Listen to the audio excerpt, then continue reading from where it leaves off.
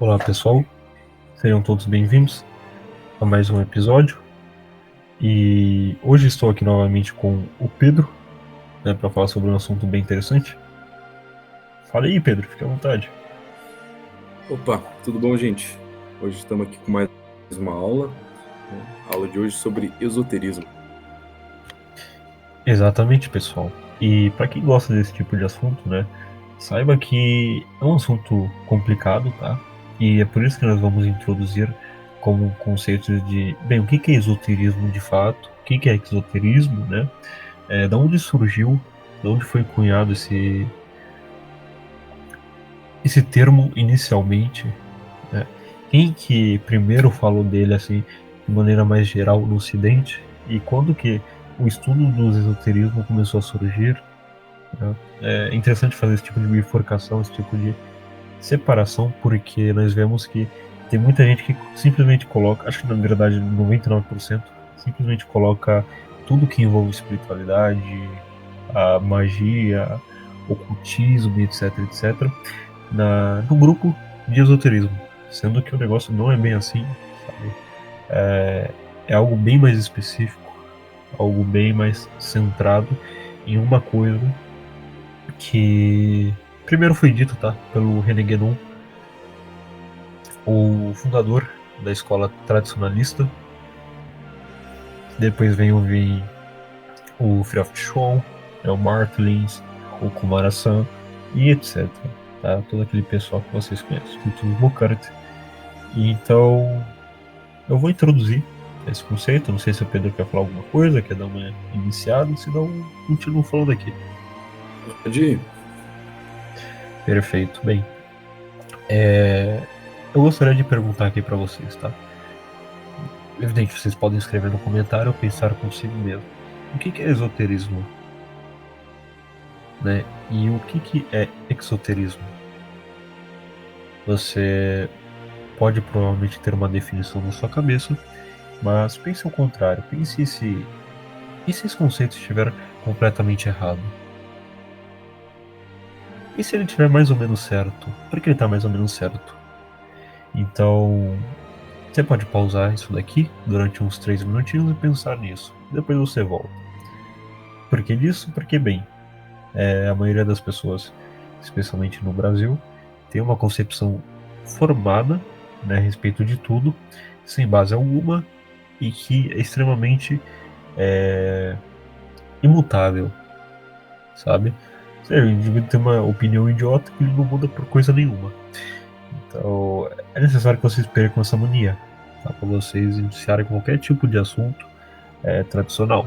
Porque só pelo fato do nosso espírito moderno ser de fato um espírito antitradicional, tudo que é tradicional é extremamente diferente da nossa concepção, da nossa cosmovisão do negócio, do nosso entendimento a respeito de tudo. Então, tenha isso em mente, sabe? Uma certa humildade de reconhecer que, olha, talvez eu não saiba o que de fato é isso, tá? Então vamos lá. Aonde que surgiu o termo esoterismo, né, e exoterismo? Talvez isso seja um pouco antigo, mas eu vi que o René Guénon escreve como o seguinte: na espiritualidade, na espiritualidade humana, duas distinções: o esoterismo e o exoterismo. E o esoterismo seria o miolo da religião, ou a parte mística, ascética, e o exoterismo seria a casca da religião, ou seja, a religião baseada na moral, nos seus dogmas, nos seus eventos e etc. Então René não faz essa diferenciação e essa certa separação que de fato acontece em várias religiões. Mas de onde que ele tirou isso? Ele tirou da cabeça dele? Não necessariamente. Então vocês vão observar na história do profeta Muhammad, do Islã, que ele estava caminhando com os seus companheiros, né, como o pessoal chama, e então eles andando, né, no meio da estrada, eles presenciaram um grupo de pessoas fazendo determinadas preces diferentes, coisas que não eram ortodoxas, coisas que não eram habituais. Então um dos companheiros perguntou ao profeta, E ele disse, bem, eles estão fazendo o seguinte, eles estão fazendo algo que não foi Deus que mandou, eles estão fazendo ali por uma simples espontânea vontade. Tá? Então, um tipo de prática que é para indivíduos mais interessados. Tá? Indivíduos que primeiro cumprem a parte exotérica e depois vão para a parte esotérica. Tá? Porque aqueles indivíduos que estavam fazendo, né? Por exemplo, eles já cumpriam os 5 pilares do Islã, bem provavelmente. Ou seja, eles já tinham feito a charrada, eles já tinham peregrinado para Meca, extremamente provável, né? Por conta do contexto onde aconteceu aquilo. Eles faziam o jejum do Ramadã, eles davam esmola, etc, etc. Tá? Então, tem essas duas diferenciações. E isso é importante frisar, né? Que eles faziam a parte exotérica primeiro, ou a parte mais básica da religião, porque eu vejo que tem muito nego que antes de fazer o básico, o feijão com arroz, o cara já quer ir para a sétima morada, tá? Já quer dominar o Kabbalion, ou quer virar um mestre sufi, high level, já começar a ir Ibn árabe, ou algo desse tipo. Mas o indivíduo não tem nenhum básico. Então essas duas distinções são importantes. E saiba que, né, quando se refere à religião, tem de fato a parte mais para os indivíduos mais interessados e a parte mais elevada, que é a parte esotérica. Tá? Pegue, por exemplo, um ovo. Você vai ver que o ovo tem a casca e tem a substância dentro, o objeto dentro, a gema, né? Você come a casca ou você abre a casca para depois pegar a gema, né? Você vai uma pessoa normal, você vai quebrar o ovo para pegar a gema e vai descaratar a casca. Então, a religião seria mais ou menos isso. Né? E tem discussões de fato de que, olha, o cristianismo tem a parte esotérica, tem a parte exotérica, tem muitos que dizem que não, tem outros que dizem que sim. É uma discussão, tá? É uma discussão que daria para ser tratada depois. Eu pessoalmente acredito que de fato tem, tá? Assim como todas as religiões. Você vai observar, por exemplo, né? O que é a parte esotérica, por exemplo? Por comparação, sabe, das várias religiões, ou pelo menos abraâmicas. Vai pegar o Islã. O Islã é o sufismo. O que é sufismo é outra história. Tá? Mas é a via mística, literalmente caminho. Tá? Você vai observar no cristianismo, que são, por exemplo, as sete moradas, as ordens monásticas. Você vai observar no judaísmo, que é a própria Cabala. A Cabala é o espírito místico dentro do judaísmo. Tá? Toda aquela parte das leis, de não comer, sei lá, porco, isso, aquilo, é a parte exotérica daquela religião. A parte esotérica ou interna, tá? Exo significa interno, exo significa externo. É basicamente isso de todas as religiões, certo? Antes de continuar, quero saber se o Pedro quer dar uma palhinha, algum comentário a respeito. Opa, sim. Bem, então, pessoal, o Calco explicou bem aí sobre os conceitos de esoterismo e exoterismo. Em geral, tá? Isso é usado para descrever a estrutura das religiões, como ele mesmo disse. Tá? Então, o que é evidente hoje em dia é meio que um, entre aspas, exoterismo, quando a gente olha para a religião. Você vê o Pondé, qualquer especialista em filosofia, em religião, né? Em ciências sociais, ele vai falar, não, veja, a religião ela tem um papel que é de introduzir as pessoas na sociedade, né? Ela tem um papel moral, até os próprios religiosos hoje em dia só se focam nessa questão moral, desculpa, e esquecem da parte central da sua religião, da parte interior, da parte esotérica. Né? Então o pessoal acaba até não só confundindo, achando que a religião se trata somente disso, né? Mas também fazendo um certo exoterismo que também não é verdadeiro. O verdadeiro exoterismo de uma religião, por exemplo, como era da católica, há alguns séculos atrás, era na maçonaria, por exemplo. A maçonaria fazia parte da Igreja Católica, entende? Então, o exoterismo não é qualquer coisa também, entende? Faz parte integralmente da estrutura de uma religião.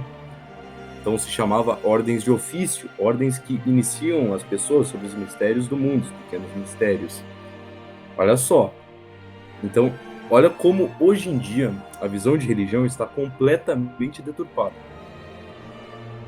Primeiro que eles já olham só pela clave do exterior, do que seria um exoterismo, mas que acaba nem sendo, entende? E tem pontos aí muito interessantes que o Paulo falou sobre o próprio cristianismo. Eu acho que eu vou dar uma comentada agora, mas que a gente pode depois voltar, né? Eu creio que o Coca vai explicar sobre grandes e pequenos mistérios depois que eu terminar, né? E algumas outras coisas. Então eu vou só dar uma palhinha sobre essa questão, né? Porque o Guénon elabora, né, essa ideia de esoterismo e exoterismo, e depois o Schön vem e complementa, etc. Né? Para o Guénon, propriamente, o cristianismo estava perdendo, né, a sua essência, né, estava perdendo, perdeu a maçonaria lá por 1700, então o cristianismo estava ficando sem uma estrutura de religião que o Islã tinha, por exemplo. Estava perdendo, assim, a sua parte esotérica. Então, Guénon, na visão dele, ele sugeria, vamos dizer assim, que o Islã, né, a parte sufi do Islã, acoplasse a Igreja Católica, como que assim pudesse injetar esoterismo no cristianismo. Né? A termos chucros seria isso. Essa é a visão do Guénon, tá? Qual cadê a opinião dele? Na minha opinião, eu acho que sim, o cristianismo a gente também consegue dividir entre esoterismo e exoterismo. Tá? E o que seria o esoterismo cristão? Que eu acho que é uma coisa que o pessoal queria ouvir nessa aula, o pessoal que ouve, o pessoal tem vontade de ouvir. Seria propriamente a via mística. O que é via mística no cristianismo? É propriamente se tornar como Cristo, se transfigurar como Cristo, né? O processo de deificação. Então, na própria Kabbalah, né? A Kabbalah, ela seria a parte esotérica para os judeus, né? Ela é uma arte muito seleta, tá? Não é fácil de você aprender, não é fácil de você ser apto a poder aprender, tá? Apto a poder aprender. Não é fácil, né? Você precisa nascer numa região específica, você precisa, eu acho que até ter linhagens ali de famílias todas religiosas, judias, né? Para você poder ter. E, em princípio, foi dado aos judeus, ao povo de Israel. Depois, os cristãos, né, depois da vinda de Jesus, os cristãos são propriamente o povo de Israel. Né? Então, por que a gente não utiliza, né? Nós cristãos não utilizamos a Cabala? Você não vê um padre, pelo menos exteriormente, falando, olha, vou ensinar aqui na missa, na catequese daqui. Mas o que a gente tem e até tem várias imagens interessantes que eu vou expor posteriormente num curso sobre cristianismo, né? Que são imagens de como que a cruz, a figura da imagem de Cristo na cruz, do sacrifício de Cristo, a cruz, você consegue colocar ali na estrutura da árvore da vida, né, da Kabbalah. Isso é bem interessante, para mostrar que agora, depois da vinda de Cristo, a gente tem propriamente o que pode fazer a gente transcender, o que pode fazer a gente tomar a via mística, que é propriamente pela pessoa de Jesus, né? Então, o processo de teoses, né, que é uma palavra grega para deificação, se tornar a imagem e semelhança de Deus, é exatamente isso, né? A comunhão. Né? Então, essa é a parte esotérica do cristianismo, que acaba sendo muito mais simples, inclusive, que a parte do Islã e que a parte também do judaísmo. O judaísmo até é mais parecido com o Islã nesse sentido do que o cristianismo. Né? É bem interessante isso. E a parte exotérica, né, continua sendo toda a parte exotérica da doutrina social da igreja, etc, etc. Mas enfim, essa é a minha visão. Tem gente que, como o Papa falou, acredita que esses termos são profanos, né, não se aplicam ao cristianismo, mas eu acho uma boa descrição do Guénon. Né? Eu acho realmente uma boa descrição do Guénon. E o esoterismo cristão é propriamente não baseado numa arte ou num estudo, mas sim baseado na transformação mística que ocorre né, na teoses, né, na comunhão, na própria experiência com a pessoa de Jesus. Né? Então, Deus se fez homem para o homem acreditar em Deus. Daí é uma frase de Santo Agostinho. Né? Inclusive é a frase que o Schoen acreditava que definia o cristianismo. A frase, melhor frase, mas definiu o cristianismo, segundo ele. Então, Jesus deu essa oportunidade, né, para todo cristão. Deu essa possibilidade. Então, o cristianismo, ele é essa transmissão.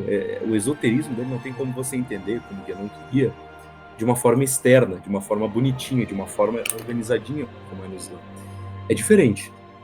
É muito pelo contrário, é um tesouro interno, é um tesouro espiritual puro, sabe? Não é muito mais parecido com o budismo até do que com o judaísmo. O budismo é a mesma coisa. Né? O budismo é a mesma coisa. A questão é que daí o budismo não é universal, né? O cristianismo já é universal. Mas o budismo também, né? Tá como o cristianismo está para o judaísmo, o budismo também foi para o hinduísmo. Né? Então foi algo muito mais espiritual, mais imaterial. Mas o que eu estou querendo trazer para vocês é que também tem esoterismo. Tá? Então é um problema que muitas vezes, né, o Guénon, né, por exemplo, teve esse problema de interpretação, né, e outros, aí, né, outros analistas desse assunto, né, acabam caindo. Então o cristianismo também tem. Tá? E esses são aí os fatos para embasar. Então, eu acho que é isso. A gente pode seguir, porque tem mais coisas para falar, né? Então, pode prosseguir. Eu vou comentar isso daí, cara. Eu vou comentar isso daí porque é uma coisa que o pessoal não pega muito, especialmente, né? Porque o René Guénon, sujeito absurdamente gênio, errou nesse aspecto do cristianismo. Né? E é aí que eu vou 100%, né? Do lado oposto do Olavo de Carvalho, eu vou contra. Por quê? Porque ele diz que, bem, o René Guénon tem uma certa má intenção, isso e aquilo, de querer islamisar o Ocidente. Mas olha, tem um problema que é o seguinte: por que o René Guénon falou das coisas que ele disse sobre o cristianismo? Porque ele não conhecia o cristianismo. Tá? Esse é um problema. Você for observar, né, o que o René Guénon sabia sobre o cristianismo em si. O que ele viu na França parisiense, no século XVIII e XIX. Tá? Aquele foi o único contato que ele teve com o cristianismo em toda a sua vida, e aquele já era um cristianismo bem reduzido no sentido esotérico. Tá? O pessoal já não estava mais falando de santidade, de teoses, de transcendência, nada disso. Não significa que o pessoal não estava indo para o céu, por assim dizer. Tá? Porque é uma questão interessante. Olha, você precisa se introduzir no esoterismo, sei que tem alguma religião, ou você não precisa, sabe assim? É absolutamente não necessário. Não é nem um pouco necessário isso. Por quê? Porque em todo ser humano entra aquela questão: pô, mas sei lá, eu não quero entrar no mosteiro, cara. Sei lá, eu só quero ter minha vida aqui de boa, né? Isso e aquilo, eu quero ir pro céu. Então, e faço essa pergunta, até que é uma pergunta extremamente comum. Tá? Muitas pessoas só querem viver assim. Meio que Deus colocou, né, a parte exotérica para os indivíduos fazerem. Tá aqui o que? No Islã, por exemplo, os 5 pilares, tá? Sei lá, o mês do Ramadã, fazer a Shahada, peregrinação a Meca, isso e aquilo, e não pecar. No cristianismo, você tem os sacramentos, a confissão, não pecar, etc. No judaísmo eu já não sei muito bem, tá? Mas eu acredito que seja mais ou menos isso daí, não foge muito da linha. Você pode observar até no próprio hinduísmo, tá? Com o Sansara. O Sansara é uma roda de vida, é uma roda cíclica de vida humana, né? Onde tem influência de karma. E você pode achar bem, mas onde que está isso daí no hinduísmo? Muito simples. Tá o indivíduo que não alcançou a iluminação ou o nirvana, ou seja, não tornou-se santo, ele pode, sei lá, pelo menos fazer algumas coisas boas para que ele tenha uma boa reencarnação. E isso levando em paralelo com o cristianismo, o que que seria? O purgatório. É basicamente isso, sabe?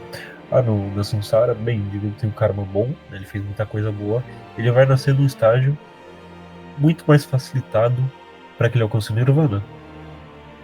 Mesma coisa no hinduísmo. O indivíduo ali, se ela morre em determinado estado, ele não vai para o céu direto, mas ele cai num contexto que vai facilitar a entrada dele para o paraíso. É... No Islã é um pouco diferente, né? Tem a questão, bem, você vai para o inferno, mas você pode ainda ser salvo por conta das preces, né, de familiares, etc. Mas não foge muito disso. Veja, no próprio sufismo do Islã, é difícil que os membros adentrem aquilo. É realmente difícil. Você não vai encontrar muitas pessoas adeptas do sufismo. Pelo menos eu me refiro aqui ao sunismo, tá? O que é o sunismo? Bem, é a vertente tradicional do Islã. E é extremamente difícil entrar nessas ordens esotéricas que o pessoal chama de tariqa, tá? Que é via o caminho. Porque bem, o indivíduo, né, tem que ser como aqueles indivíduos que os companheiros e o profeta viu. Indivíduos que estão extremamente interessados e que têm uma certa vocação interna, assim para você ser como padres. Eu sei que é diferente, mas para você ser um padre, por exemplo, não basta você querer, você tem que ter a vocação, você tem que ter os requisitos e etc. Tanto que, né, tem muitos mosteiros que simplesmente expulsam o indivíduo. Por quê? Porque eles são maus? Não, porque o indivíduo não tem vocação para aquilo. Mesma coisa no sufismo. Sim, tem várias histórias de indivíduos que tentaram entrar numa tarica e foram expulsos à base de tapas. Por quê? Porque o indivíduo é incapaz? Não necessariamente, tá? Mas ele só não tem a vocação para aquilo. Ele não serve para aquilo. Ele poderia até chegar a um certo nível, mas ele não ia passar daquilo. Tá? Era o judaísmo a mesma coisa. Judaísmo exatamente a mesma coisa. E assim, aí já é difícil para um judeu, para um não judeu assim, impossível. Tá? Impossível. Por isso que eu vejo muita gente estudando cabala e eu acho engraçado, porque não é algo possível. Primeiro que não existe conversão pro judaísmo. O não judeu não se converte. Pode ter um caso bem raro aqui e ali, pode ter, mas não é normal, assim. Realmente não é normal, tá? O judaísmo é extremamente fechado para conversões, extremamente fechado, extremamente. Eu, por exemplo, estava vendo alguns comentários no Google a respeito de sinagogas, né, que indivíduos queriam visitar isso e aquilo, e muitos judeus estavam assim, tratando mal os caras, expulsando eles, isso e aquilo. Daí falando, você não é um judeu, você não pode entrar aqui. Isso é a parte exotérica, que a cabala, a cabala, conhecimento desta. Então, não é para todo mundo, sabe? Assim como o cristianismo não é para todo mundo ser santo. Tem sim questões de que, ó, todos foram chamados à santidade, né? Todos podem tornar-se santos. Tem uns que dizem que, ó, depende, só vai tornar-se santo se Deus quiser. Né? Então tem várias questões no próprio cristianismo. Então eu não vou entrar a fundo nisso, mas saiba que isso nunca foi algo geral, isso nunca foi para massa. Assim, santa é exceção, mestre Sufi é exceção. Adeptos da Cabala, não sei porque o negócio é extremamente fechado, mas eu imagino que seja basicamente a mesma coisa. Não é para todos. Tá? Indivíduos que, sei lá, alcançaram a iluminação do Nirvana. Poucos, poucos. Aquilo é questão de coisa de vidas. Tá? Nem só de uma vida, mas de várias, várias, várias. Então, saiba que você tem interesse no esoterismo de fato, olha, tenha em mente o seguinte: você vai ter que ter certo preparo intelectual e físico. E, cara, você vai ter que abdicar de tudo. Absolutamente tudo. Assim, não é brincadeira. tá? É aquela coisa, né? A, na parábola, não sei se é parábola, tá? Aquela história do indivíduo rico, né? Que Jesus disse que é mais fácil um camelo passar por uma agulha, um fio de agulha, do que o rico entrar no céu, né? Que ele deu aqueles ensinamentos, isso e aquilo. E aqueles ensinamentos foram, entre aspas, o esotérico, né? Para ele tornar-se perfeito, tornar-se santo. Só que o indivíduo não queria, sabe? Porque é questão de abdicar todos os riquezas, isso e aquilo. Não é que ele estivesse longe da sua salvação. Não era aquele caso. Você via o indivíduo seguia todas as leis, seguia todas as regras, só que, né, Jesus estava propondo algo além. A santidade, que é o próprio esoterismo. Tá? O esoterismo assim, é um ápice de toda a espiritualidade. O indivíduo pode querer, né? Só ir pro céu, tá bom. Tá bom, é bom. Só que não é a melhor coisa, tá? Realmente não é a melhor coisa. A santidade é. Em todas as religiões, em todos os aspectos, né? É claro que a santidade é diferente para todas as religiões. No sufismo, não, o santo não é igual ao santo cristão ou a um budista. Eu nem sei se pode atribuir uma palavra santo a um budista ou um judeu. É difícil, tá? É diferente. Não é uma comparação tão fácil assim. Mas que todos dizem o seguinte: ó, cara, se você fizer isso, aquilo, você não vai querer mais nada. Porque você já vai ter tudo. Você já vai ter tudo. Então, você pode levar isso em consideração. Pode ser que seja isso que o René Girard chamava de realização metafísica, tá? Indivíduos que, por uma vocação, por um ímpeto interno, adquiriam essa realização, ou esse processo de identificação. E saiba que esses indivíduos são os responsáveis pela salvação de um tempo. Pela salvação de um tempo. Você pode observar, se não me engano, foi em Sodoma e Gomorra, onde Deus disse, né, que se tivesse, sei lá, 2 ou 3 indivíduos bons, a cidade não seria destruída. Eu estava querendo dizer, um indivíduo comum? Não, indivíduos deste tipo, deste calibre. Entende? Então, esses indivíduos são especiais. Esses indivíduos são especiais. São extremamente raros, especialmente hoje na modernidade. Hoje, assim, ó, hoje na modernidade, cara, assim, já era difícil na Idade Média. Hoje, assim, a chance de você conseguir isso é assim, 0,00001%. Eu acho que é mais fácil você ganhar minerar um Bitcoin inteiro de uma vez só do que conseguir isso daí.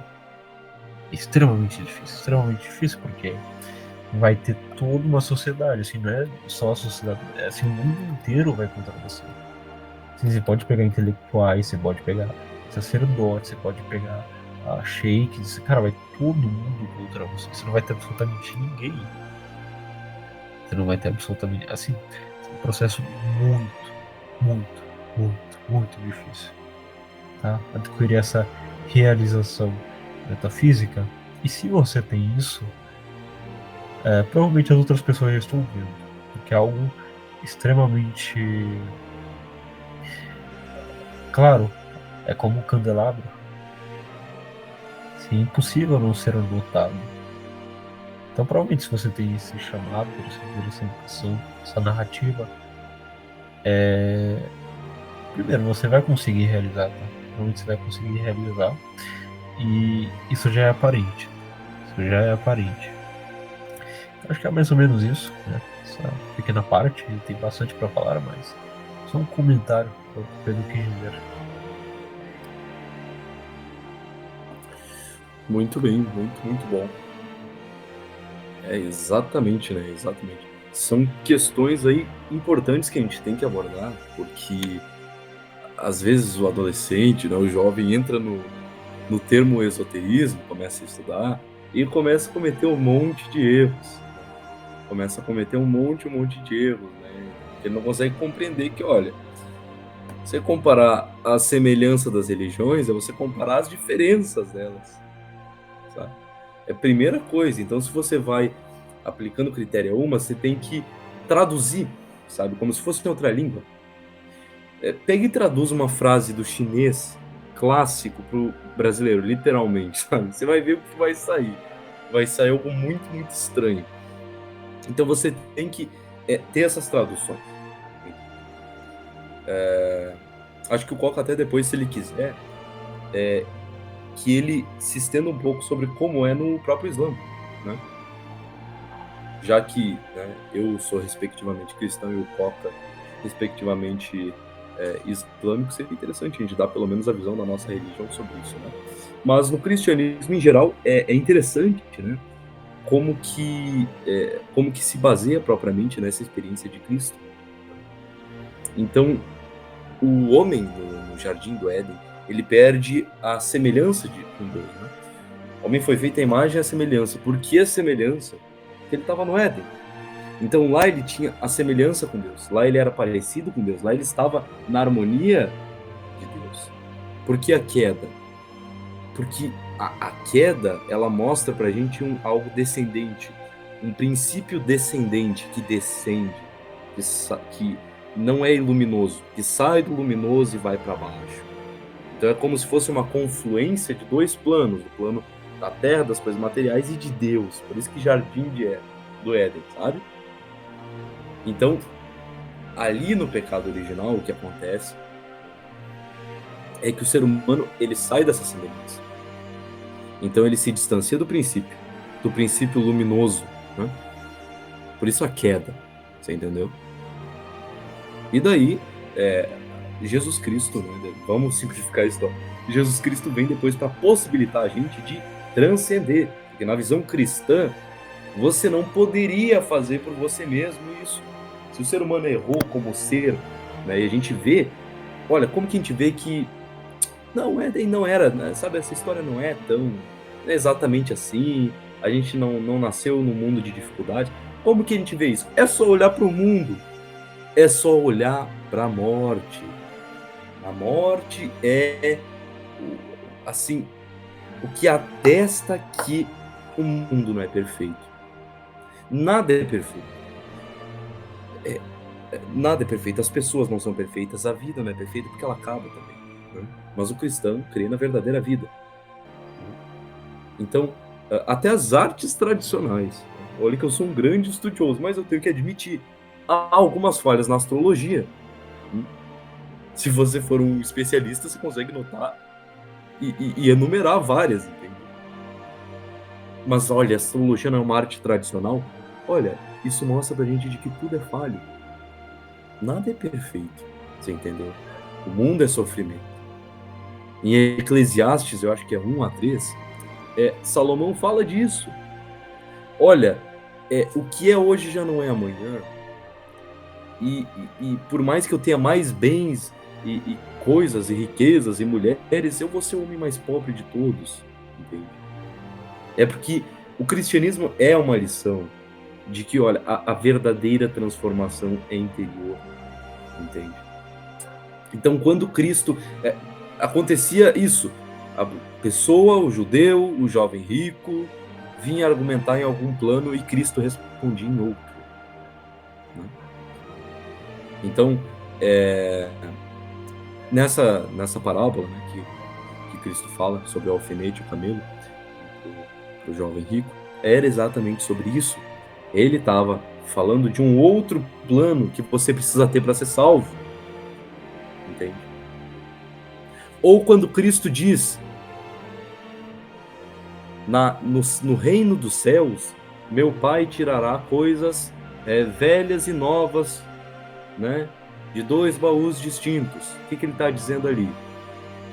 Olha, a gente tem duas vamos dizer assim, duas classificações, né? Dois ramos, o ramo da semelhança e o ramo da imagem. As coisas velhas são o ramo da imagem, o que a gente já sabe, que a gente é de parecido com Deus. Então essas são todas as coisas boas, né, que nos lembram algo, o próprio ser humano, né? E quando você estuda fisionomia, por exemplo, tradicional, você vê exatamente isso, né? Mas, sei lá, a fartura, a riqueza, né, ter muitos amigos, ter uma mulher, ter uma família, a beleza da natureza, ter saúde, sabe? São imagens. São imagens. E as coisas novas, inusitadas, seriam aquilo que a gente não sabe o que é. Seria a via mística, entendeu? Seria a via mística. A via que, olha, a gente não sabe o que tem aqui. Eu não sei o que é isso. E aí a gente vai ter uma diferença do cristianismo ortodoxo para o cristianismo romano. O romano, ele tenta descrever como é que é essas coisas novas. O cristianismo ortodoxo, ele fala, olha, a gente não sabe, mas a gente pode entrar nesse negócio e daí tentar compreender pela vivência. Então, hoje em dia, tendo que ser sincero, é mais fácil a gente conseguir compreender o misticismo cristão a partir da ortodoxia. Sejamos sinceros. Mas não significa que não tenha na católica. Vocês entenderam? Então, o processo de teoses é exatamente isso, é a deificação que Jesus deu pra gente, né, a partir do problema, né, que é um problema. Né? Você tem um problema ali, uma quest, né, com a questão de Adão. Né? Você tem um problema. Então, Jesus traz a possibilidade de resolver através da mudança por ele mesmo. Entende? Por ele mesmo. E aí entra em outro ponto muito importante sobre a nossa aula, que o esoterismo implica em segredo. O segredo é uma qualidade essencial para o esoterismo. Esoterismo é segredo. Como que é ser místico? Ninguém sabe. O que os sufis falam? Ninguém sabe, só os sufis. Sabe? Então, essa é assim, uma coisa que é basilar. Então, vamos aprender Kabbalah? Não, você não pode aprender Kabbalah, cara. Você nasceu no Mato Grosso, sabe? Você veio de uma família de protestantes, você não vai aprender Kabbalah, entendeu? Então, o segredo é isso. O segredo é preservação. O segredo... Mesmo que tua igreja, né, cara? Desculpa te cortar, mesmo que tua igreja tem um monte de bandeira de Israel, cara. Não vai ter como. Não vai ter como. Porque o segredo é isso. O segredo, psicologicamente, inclusive, é o que move o ser humano. Esse rompimento com o segredo, psicologicamente, é o que move o ser humano. Mas também, analogamente, né? A gente vê que nas religiões é isso. É um princípio do esoterismo. O esoterismo, não o exoterismo. No esoterismo, a gente tem o princípio do segredo. No cristianismo, tem isso, é claro.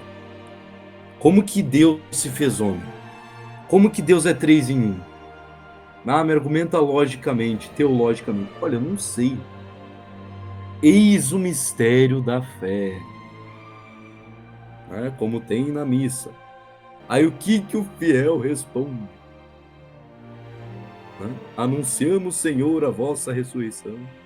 Entende? Vosso sacrifício, proclamamos a vossa ressurreição. Você entendeu? Porque é o segredo, é o que move. Olha, como que vai ser? O que eu vou ter? Olha, eu não sei. Mas a via mística é exatamente isso. E aí, cara, assim, realmente, no mundo moderno, já sempre foi pouquíssimas pessoas. No mundo moderno, assim, é um mundo que é hostil a essas coisas. É hostil. Entende? Então, você precisa de um contato com esse algo maior, né? Os taoístas chamariam de Tai Yang, né? Seria aquilo que é luminoso, aquilo que ilumina o espírito. Nas religiões semíticas, Deus pra gente é isso. E para você ter esse contato místico com ele, né, você também precisa de retirada. Você precisa deixar as coisas, como ir pro deserto. Ali você tem experiência com Deus. Tanto que é o reino do sol. Entendeu? Implica em dificuldade. Seus sentimentos não vão ser bons lá, sabe? Porque a via mística é outra coisa, sabe? Então tem várias esferas assim que a gente pode analisar dessa discussão, várias camadas, entende? Mas o segredo é uma parte muito importante, tá? Acho que a gente definiu bem o que é esoterismo, o que é exoterismo, tá? Ocultismo, lembrando, é bem diferente do que é esoterismo, tá? Assim, o ocultismo é um esotérico entre aspas, tá? Não tem nada a ver. São vamos dizer assim, escritores, fenômenos populares, né, do século XIX. É uma corrente de pensamento, não tem nada a ver com esoterismo. Esoterismo é uma ideia, tá? Esoterismo é uma ideia. Então cuidem para não confundir, porque o pessoal confunde. Então, eu acho que seria isso. A gente teria algumas coisas a mais, né? Teria os pequenos mistérios, grandes mistérios, e aqui tem anotado são os ritos. O que tu gostaria de falar, Coca? Ou tu gostaria Olha, de falar de cara, outra coisa? eu vou complementar o que você havia dito anteriormente. Eu vou continuar com essa questão da iniciação, né? É um problema cabeludo, sabe? Um problema cabeludo, mas que é interessante. Uhum. E já vou puxar o gancho para falar sobre o sofismo. Também é uma coisa bem cabeluda. Bem provavelmente, quando eu for tratar sobre esse assunto, eu vou acabar profanando um pouco, tá? Porque não é algo simples, especialmente para o ocidental. O brasileiro do século XXI torna ainda você tentar exprimir esse negócio cada vez mais difícil. Mas se não tivesse meu sol no mapa, eu estaria lascado. Mas enfim, só um complemento, é realmente o que o Pedro havia dito, sabe? O mundo moderno é extremamente hostil a esse tipo de coisa. E o que é o mundo moderno, né? São as pessoas, sabe? São as pessoas. E é um tipo de pensamento antitradicional que está em todo mundo. Ele embriou todo mundo. Você pode achar que não, mas provavelmente você tem esse espírito enraizado assim, bem forte dentro de você. Então você tem que cuidar com isso também, sabe? Você cuidando disso, aí você vai começar a praticar ortodoxia. E praticando ortodoxia, aí, sei lá, você tenta avançar nas moradas de Santa Teresa. E depois disso, né, quiçá, você tente, né, a santidade, por assim dizer. Você vai observar que na época de Santa Teresa d'Ávila, ela já meio que se queixava, falando, bem, pô, mas o pessoal não tá alcançando mais a sétima morada, cara. Olha, hoje em dia acho que ela estaria bem frustrada, porque se brincar o pessoal não tá alcançando mais a terceira, a quarta morada. Então, é um negócio complicado, tá? A tendência da Kali Yuga, por assim dizer, é o declínio espiritual, cada vez e cada vez maior. E o problema se agrava quando você percebe que no final do ciclo o tempo passa mais rápido, tá? Então essa degradação acontece cada vez mais rápido. É algo que vai se retroalimentando. Por quê? Porque, bem, o tempo dita a catástrofe e a catástrofe dita o tempo, dita o final do tempo, dita a certa degradação. Então isso é um problema grave. E você pode não acreditar no novo Antara, que é a doutrina sobre os ciclos cósmicos do hinduísmo. Você pode ver o que o próprio Islã diz, o que o próprio cristianismo diz. Tá? Então isso não é segredo.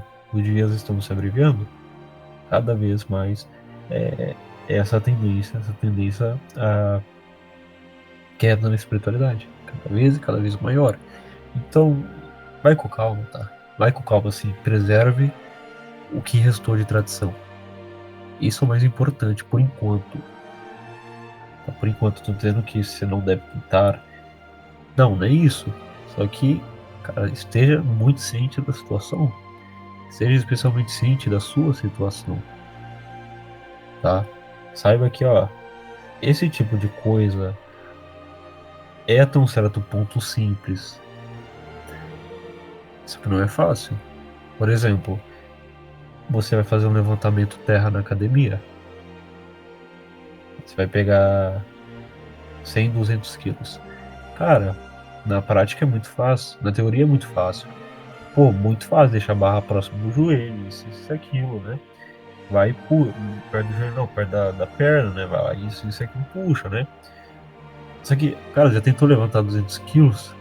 300 quilos? É algo extremamente difícil. Algo extremamente difícil. Então, na teoria é muito fácil. É realmente fácil, sabe? Isso aí assim, não tem muito segredo, assim. Como que, né, o cristianismo diz pra você se tornar assim, santo? Cara, assim, jejum, oração e esmola. É basicamente isso. é você praticar as coisas da religião assim muito bem feitas. Claro que tem algumas coisas além, isso de fato existe, mas assim, ainda não foge muito daquela linha. Ah, por exemplo, você vai ver santos que, cara, eles ficavam rezando ali o rosário o dia inteiro. O que que eles faziam de algo além? Não muita coisa prática, no sentido prático, não muita coisa. É evidente que o mundo interior do cara era absurdo. Era absurdo. Você vai encontrar o mundo interior do próprio Padre Pio, é algo absurdo. Tá? Mas de maneira prática eles faziam muita coisa, não faziam muita coisa. Tá? Então é simples. E por que eu tô dizendo isso? Pra, pra aquele seguinte negócio, cara. Não vai querer ficar inventando coisa no que tange a espiritualidade. Não é pra você fazer isso. Você fazer isso é burrice. É assim, você amarrar uma corda no seu próprio pescoço, você não tente revolucionar nada no campo das tradições, das religiões. Porque quer ver os caras que tentaram fazer isso e deu uma merda absurda? Os ocultistas. Eles tentaram fazer isso de fato. Fizeram muita, muita merda. Muita merda. E esse fenômeno do ocultismo é algo um pouco mais específico, teria muito a ser dito sobre eles, muito mesmo. Mas saiba que quando você tenta revolucionar esse tipo de coisa, dá merda, pô. Dá merda. Então segue o básico ali. Não é pra você ficar entrando em ordem ocultista, a ordem maçônica, ordem, sei lá, ordem de Or, né? Alguma coisa desse tipo. Não é pra você ficar fazendo isso. Porque bem, ali já nem tem mais o esoterismo. Tá? Tem o que o pessoal diria, né? A posse dos pequenos mistérios. E isso é algo que está ligado com iniciação, tá? Eu poderia dizer um pouco depois, falar antes do Islam, a questão mística dele. Mas saiba que eles têm o domínio dos pequenos mistérios. O que é isso? Domínio sobre energia sutil, domínio sobre sei lá, astrologia, é, simbolismo, coisas que tangem o material, coisas que tangem a terra. Agora eles não têm o domínio dos grandes mistérios. Seria o domínio sobre a questão da morte, da alma, da teose, isso e aquilo. Eles de fato não possuem. Tá? As grandes religiões possuem. Elas perderam muito dos pequenos mistérios, coisas que tangem mais a matéria, sim, mas olha, essas coisas não são tão importantes assim. De fato não são. De fato não são. São importantes, claro. Por exemplo, a astrologia, muito importante. Só que ainda assim ela já não é perfeita. Ela não é perfeita. Então, isso você pode deixar um pouco de lado, mas você vai observar que nessas ordens ocultistas, ao contrário, elas têm só isso. Elas só têm isso. Não tem mais nada. Assim, você não vai tornar isso uma ordem ocultista. E é aquele ditado, né, Coca? Astrologia e artes tradicionais, sem religião, sem cosmovisão, vira seita. Então por isso que é tudo seita. Exatamente. Você vai ver a definição do René Guénon a respeito de uma ciência tradicional. É literalmente, cara, a ciência tradicional serve para você para trazer elementos da religião para a Terra e elevar indivíduos para a religião. É só isso. É um instrumento, uma ferramenta para isso. É literalmente, você pega o livro ali e vai ler. É isso. Ou ela serve para traduzir a religião, ou para levar o indivíduo para entender a religião. Tá? Não tem segredo, não tem nada além disso. Agora você, né, pegar uma ferramenta e transformá-la, sei lá, num objeto, ou pior, num objeto de adoração, é loucura. Ninguém pega o martelo e começa a venerá-lo, ou guarda o martelo do lado do travesseiro, assim, meu amor, vem cá. Não, não é assim. Ninguém fez isso, isso é loucura. Tá? Mesma coisa com a astrologia. Claro que é uma ferramenta extremamente buscada, mais refinada, só que ainda não é o objeto, é apenas a ferramenta, o instrumento. Tá? Então toma cuidado. É a mesma coisa, sabe? É, você fala pro violinista, o que você ama mais, o violino ou a música? Seria louco ele falar o violino. Não, ele só utiliza do violino para produzir música. Não o contrário. Não, não, ao contrário, é até algo bem bizarro. Ou sei lá, pra que o indivíduo usa uma bicicleta? Pra se locomover. Não usa a bicicleta, sei lá, só pra estar de bicicleta. Não, não é assim. Então essas coisas também não são assim. Tá? Especialmente no que tange religião. Então esse é um ponto a se considerar. É um ponto extremamente importante. Ponto extremamente importante. Nariz me entupindo aqui.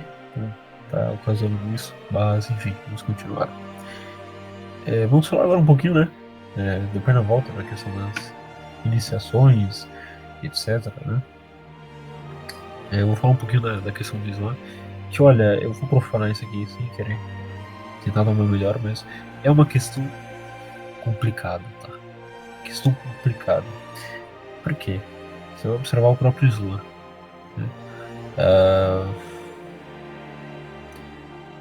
No aspecto de conversão, existe conversão para o Islã? Não existe conversão para o Islã. Existe uma reversão. O que é uma reversão? É você voltar a um estado anterior. Você reverter o quadro. Sei lá, o quadro está de frente e se vira de costas. O que seria essa reversão? Olha, no Islã, é, indivíduos acreditam que, inicialmente, antes deles nascerem, efetivamente, todos os espíritos selaram um acordo com Deus, falando que seriam submissos a eles. Tá, Islã é exatamente submissão. Isso que significa Islã. Então, todos os indivíduos declararam que seriam submissos a Deus. Só que, após o nascimento, é como se houvesse uma queda. Tá? Ou como se houvesse uma queda no sentido do cristianismo, aonde há um afastamento de Deus. Então, há uma anamnese ali, tá? Em todo indivíduo. E quando ele torna-se, novamente, né, com a Shahada, que é a profissão de fé, muçulmano, é como se ele estivesse recordando aquele pacto inicial com Deus. Então ele se torna um Muslim. Muslim, se não me engano, é o servidor ou submisso. Tá? Então ele volta a esse estado. E essa é uma ênfase que, pelo que eu observei, né, pelo que eu estava estudando, é uma ênfase muito grande dada ao próprio Islã, que é a questão da memória. A questão da lembrança de Deus, da memória de quem é Deus. Então, você vai observar, né, que primeiro vem a questão do, se não me engano, do Irsan, né, que é a parte mais prática. Se não me engano, o Islã tem o Irsan, o Islã e o Imã. O Imã é a questão da doutrina, o Islã é a parte mais prática da doutrina, né, ou seja, as regras, né, e tem o Irsan, que é a parte do refinamento, uma parte do espírito, por assim dizer, para poder levar corpo, entendimento e espírito. Então, você tendo cumprido o Islã, você agora, né, já submissa a Deus. Porque antes teve o Imã, você entendeu o Islã, você realizou, e tá. Agora você fez a prática esotérica, você entender, você faz 5 preces diárias, você foi pra Meca, isso, aquilo. Agora você vai pro Irsan, que é o refinamento disso tudo. Tá? E aí começa a via mística. Aí é o beabá. Só que ainda não é de cabeça, né, necessariamente a via mística. É só o início, é só um aperitivo. Tá? Que aí é o treino das virtudes, né? A questão de você já melhorar a questão, por exemplo, da caridade, da benignidade, etc, etc. O fortalecimento de fato das virtudes e o enfraquecimento dos vícios. Tá? Por quê? Porque o Islã acredita também que nós temos um lado chamado Nafs, que é um lado inferior, né? O lado de estar armazenando os vícios, os defeitos, etc. E tem um lado Fitra, que é o lado principal do ser humano, que seria a pureza dele. Diferente do cristianismo, tá? O cristianismo enxerga que o indivíduo nasce com o pecado original. O Islã não considera isso. o Islã considera que o indivíduo, por essência, é bom, mas por conta desse lado nafs, ele vai se corrompendo aos poucos. Ele vai se esquecendo cada vez mais de Deus. Essa é uma diferença, tá? Bem fundamental e bem essencial. Então, o indivíduo nasce bom, nasce com esse lado fitra, né? E tem o lado nafs. Esse lado do irsan serve para você cada vez mais abafar esse lado nafs e fortalecer o fitra. Tá? E continuando, né? Pode parecer meio geral o que eu estou dizendo, mas é para que vocês entendam. Não é uma coisa muito simples de ser traduzida. A partir disso, tá? A partir que o indivíduo já tem uma certa lembrança de Deus, ele só tem uma certa lembrança de Deus. Assim, sei lá, no dia a dia ele pode acabar esquecendo facilmente de que Deus existe, isso e aquilo. Mas então ele entra num negócio chamado tarika, ou via, sobre o domínio de um sheik. E o sheik, né, o indivíduo é uma espécie de mestre espiritual que passa uma iniciação. E o que é iniciação? Que o René descreve como sendo uma influência espiritual, ou seja, uma influência espiritual que é passada para outra pessoa a partir de gestos ou ritos. O que é um rito, né? É uma série de movimentos de um ser primordial. Tá? É mimetização de movimentos. Sabe, por exemplo, no cristianismo você tem a Eucaristia, né? Você tem, isso é o meu corpo que eu entrego para vós. O próprio ato do próprio Jesus fazendo aquilo. Tá? No ato da ceia, então o padre só imita, como se fosse um rito. E aquilo tem seus efeitos, evidente. Então o indivíduo é iniciado numa tarika, no sufismo, que eu digo, tá, sufismo é uma tradução de tasawuf. Originalmente o pessoal chama de tasawuf, que no ocidente chamam de sufismo. Então o indivíduo recebe uma iniciação e ele começa suas práticas esotéricas. E eu poderia dizer quais práticas são?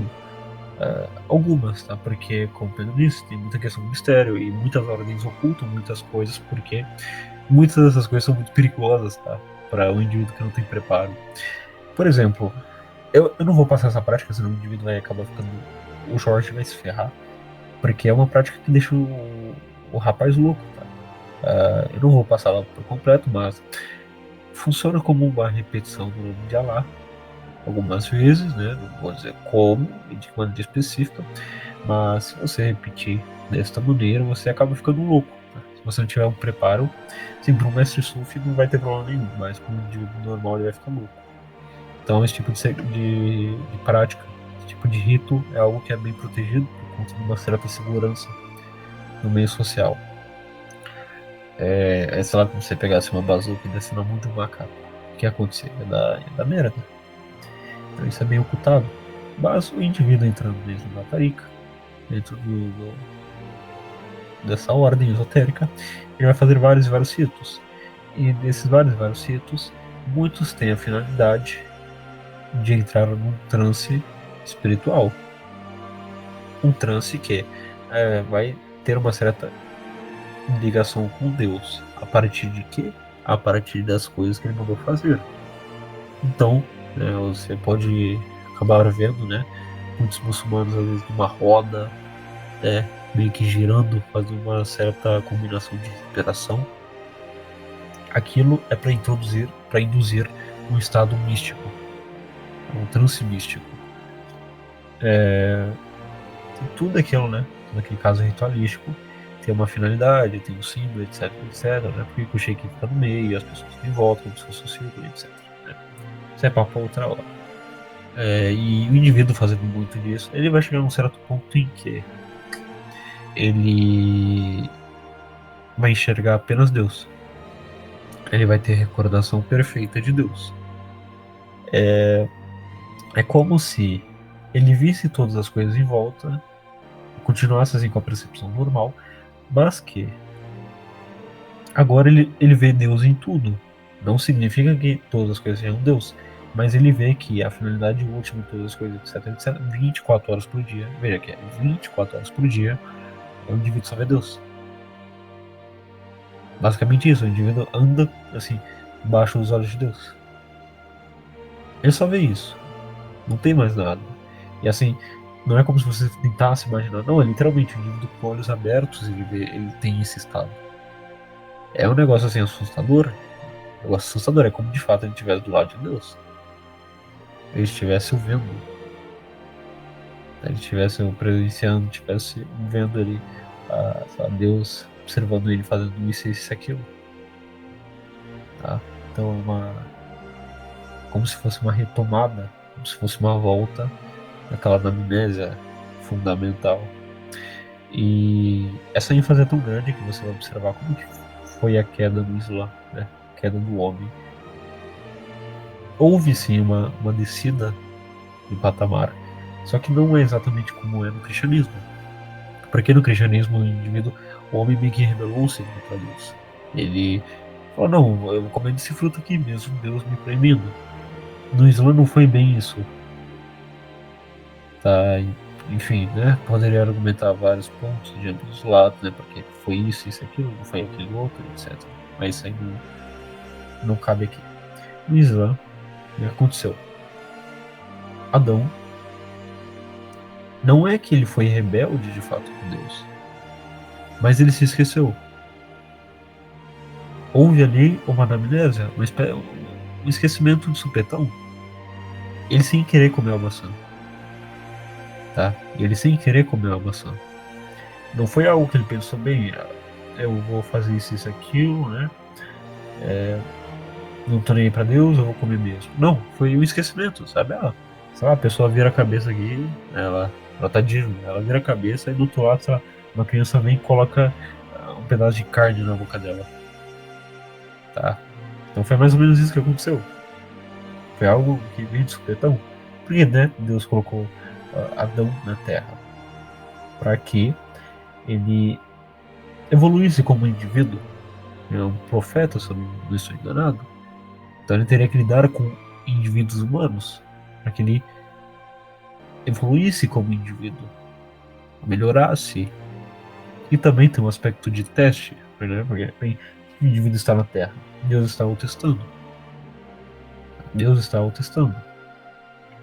E etc. Então, eu acho que é mais ou menos isso, né? É, eu não sei se está 100% correto, pelo que eu estudei, pelo que eu pensei. No mínimo faz sentido, sabe? No mínimo tem uma lógica interna. Mas não levem tudo isso como, assim, como uma verdade absoluta. Tá? Por quê? No que tange doutrina islâmica, o indivíduo tem que ter uma certa autorização de alguma das escolas de jurisprudência, né? E ser um imã. E eu não sou imã, então não tenho autorização 100%, mas olha, o que eu estou dizendo aqui não é mentira, tá? Não foi algo tirado da minha cabeça, mas foi algo que eu estudei, tá certo? Então eu acho que dá para continuar. Né? Quer falar alguma coisa? Quer fazer algum comentário?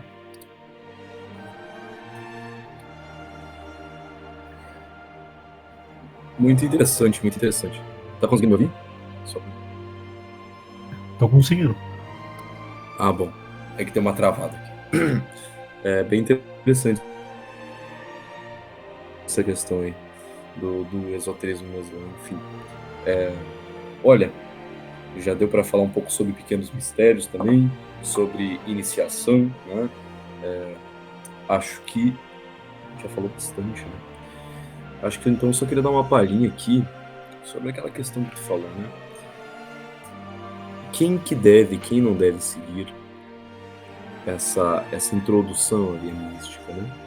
Porque o pessoal às vezes se anima bastante, né? Quer seguir uma religião e se tratando principalmente de um jovem no século XXI, a gente tem que ter alguns cuidados.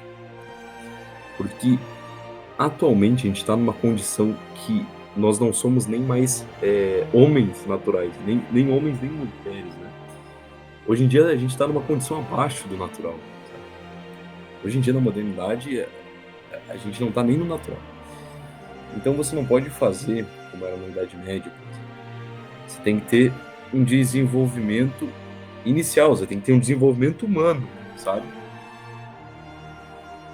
Hoje em dia a gente tem problemas que eram inimagináveis para homens de outros séculos, né? Então é primeiro assim, ó, desenvolve a masculinidade, desenvolve a autonomia, sabe? Por causa dos homens. Desenvolve uma independência, responsabilidade, entendeu? E tudo isso faz parte da religiosidade. Tudo isso faz parte. Aí, se você tiver um interesse mais intelectual, é interessante, né? Aprender as ciências intermediárias, né? Ciências que intermediam a realidade física com a realidade divina, entende? Então, astrologia, fisionomia, é interessante para você começar a ver na prática essas questões de Deus, sabe? De uma forma leve, sabe? E vai rezando para que Deus te dê essas virtudes, vai perseguindo virtudes, sabe? Coloca como assim a meta da tua vida a adquirir virtudes, sabe? E aí tu vai se desenvolvendo, entende? Mas assim, tem que começar do ponto de vista humano, né? Tem que começar do ponto de vista humano. Hoje em dia a gente tem assim erros absurdos com os catequistas digitais, né? Os catequistas digitais têm erros absurdos.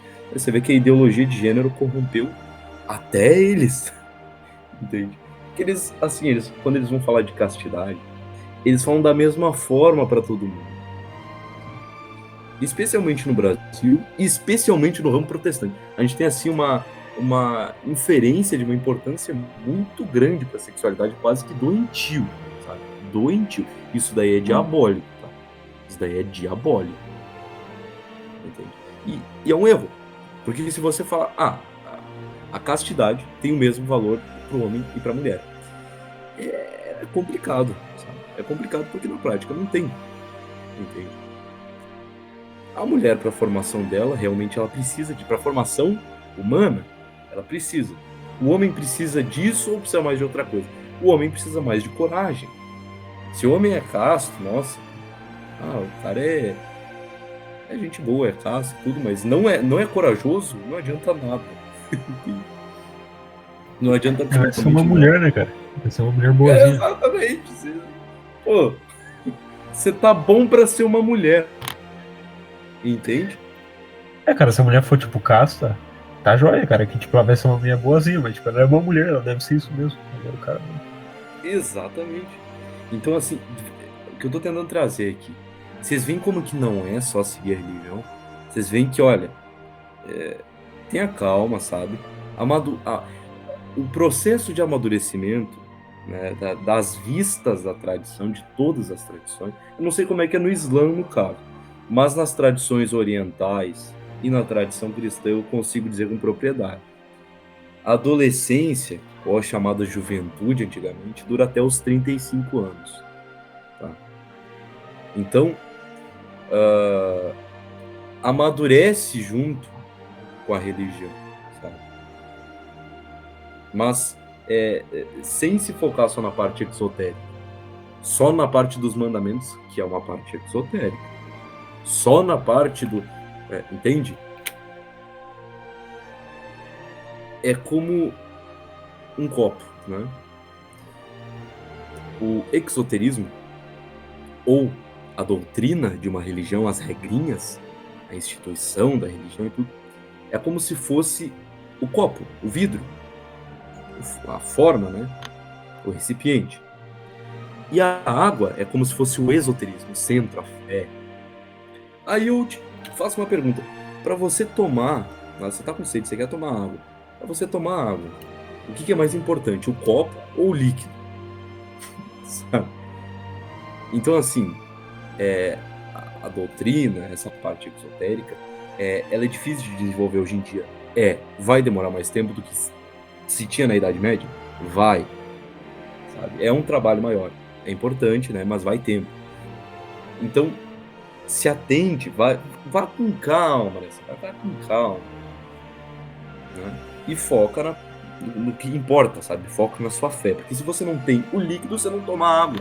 Se você não tem fé, você não tem religião. Entende? Então foca na sua fé, foca na oração. É o principal.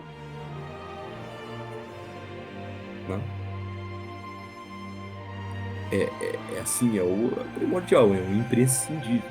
Então, para seguir uma religião hoje em dia, tenha calma. Tá? Esses critérios que a gente explicou, nossa, esses critérios não, né? que a gente falou sobre esoterismo é bem legal, é bem empolgante, a via mística funciona mesmo, você vê assim coisas absurdas, sabe? Os santos realmente são exemplos das coisas, mas tenha calma, tá? Tenha bastante calma e vá na forma simples, sabe? Vá na forma simples, entende? Com os anos, se você tiver vocação, depois dos 45 ali você pode começar a ter uma introdução na parte mística mais high level da sua tradição, né? Mas vá com calma. Primeiro você precisa ser alguém, você precisa ser homem, cumprir o seu dever de Estado, né? O quarto mandamento, entende? E daí depois você precisa ter uma religião, ter uma tradição, entende? Demora anos também, anos para entender. Daí depois você vai se aprofundando no negócio, entende? Mas assim, o pessoal fica focando só nesse exoterismo muito por conta do protestantismo aqui no Brasil, né? Então, ai, porque a sexualidade, ai, porque isso, ai, olha, é aquela questão, sabe? Chega a ser engraçado. Eu tenho um amigo que ele se converteu para o cristianismo, né? Graças a Deus, é excelente, né? Eu realmente não é da mesma denominação que eu vou odiar o cara, né? Ele é protestante. Mas ele recém se converteu e ele só fala assim: eu não posso fazer isso porque eu sou crente. Eu não posso fazer aquilo outro porque eu sou crente, sabe? É uma conduta interessante porque ele tá se esforçando. Mas, cara, chega num nível que é absurdo. Eu não posso, por exemplo, um exemplo, tá? Uma hipérbole. Eu não posso comer sal aqui porque eu sou crente. Eu falei pra ele, meu caro, você tem que focar no que é realmente importante. Isso daí, sabe? Deixa pros padres, deixa pros pastores, entende? Você tá começando, sabe? Assim, mantenha sua fé, tá? Seja assim como criancinhas, né? Então, Jesus falou, vinde minhas criancinhas, né? O que ele quis dizer com isso? Para a gente ser como crianças. As crianças deixam-se ser guiadas sem esforço, sabe? Sem esforço. Elas deixam o pai e a mãe, porque elas sabem que assim, olha, tem alguém que cuida de mim, sabe? Às vezes a criança vai fazer cagada. Olha, quem tem filho, ou quem cuidou de criança, ou quem tem irmão mais novo, sabe? Sim, criança vai fazer muita cagada. Mas ela vai obedecer o pai.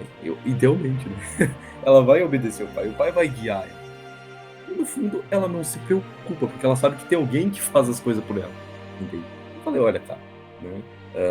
Falei essa hipérbole do copo também. Falei, olha, você tem que ter fé, você tem que ter calma, e vai com calma. Vai com calma. A religião é a transformação do ser, mas a gente está na modernidade. Sabe? A gente entende euforia, sabe? Inicial, a euforia é muito grande. Mas o desenvolvimento da maturidade nesse sentido, né, é você entender que, olha, eu tenho uma vida prática, né? Eu tenho uma vida que não é essa vida espiritual. E quer saber a verdade? Várias dessas questões que o Coca falou de misticismo, se você fizer bem praticadinho ali o básico da sua religião, você vai experimentar. Se é bem praticadinho o básico, você vai experimentar.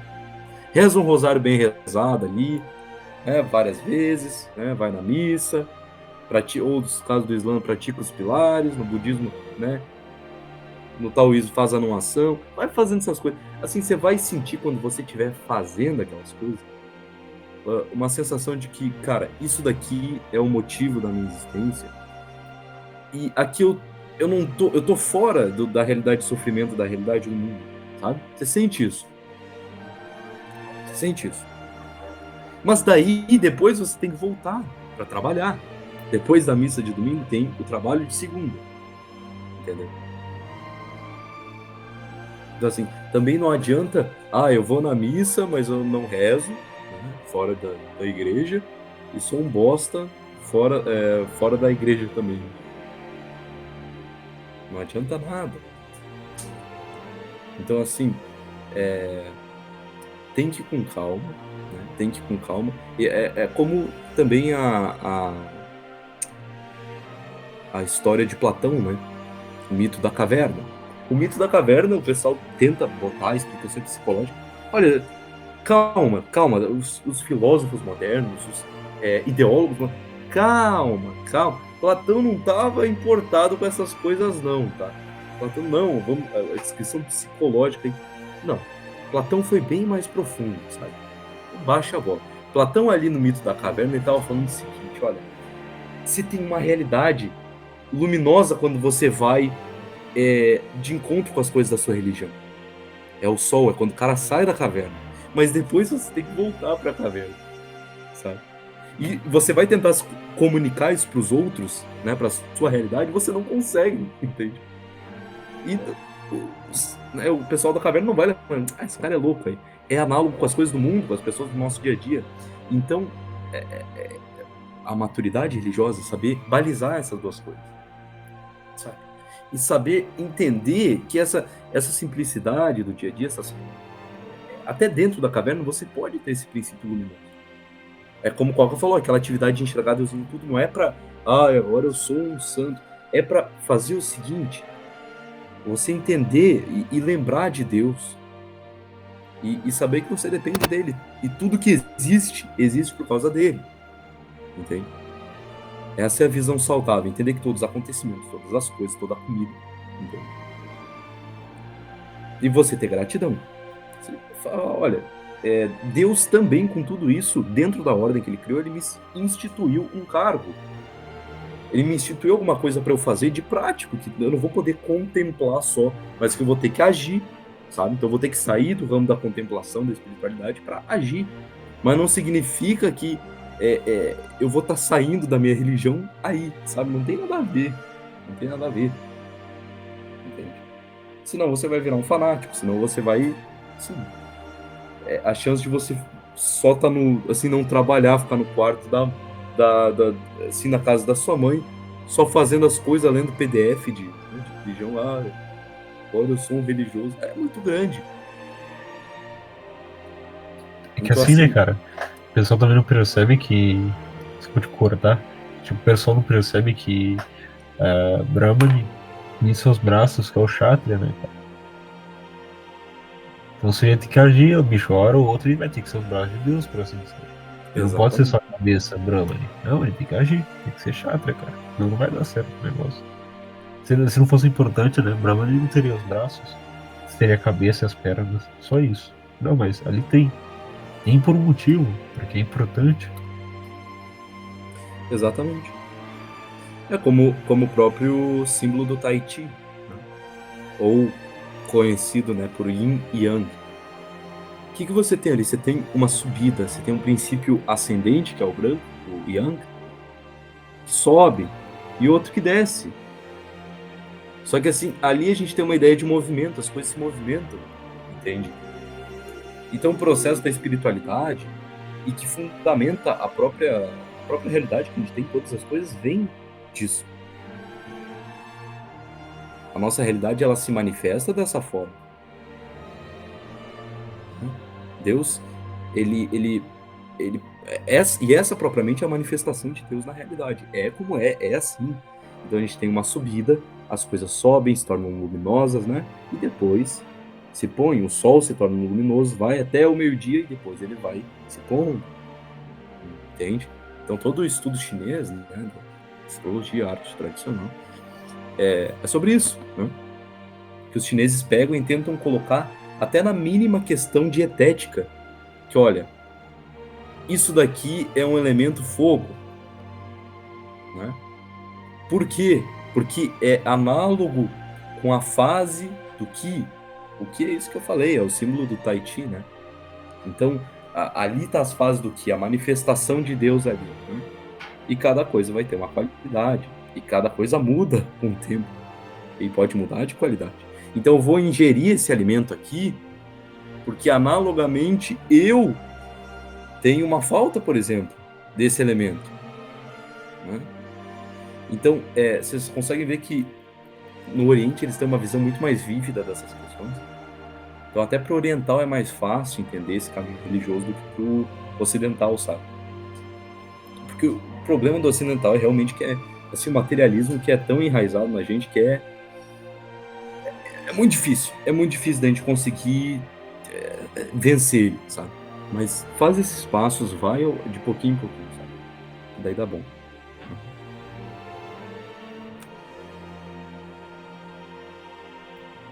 Bicho, eu acho que é isso aí. Fechou com chave de ouro, né? Pelo menos. Tem um outro aspecto, né, do esoterismo que daria para ser abordado. Só que aí o episódio seria 3 horas. Acho que não vale a pena, por enquanto. Vou deixar para um próximo. Eu acho que é isso, né? Agradeço a todos. Se o Pedro quiser se despedir, fique à vontade. E valeu, pessoal. Valeu, até mais.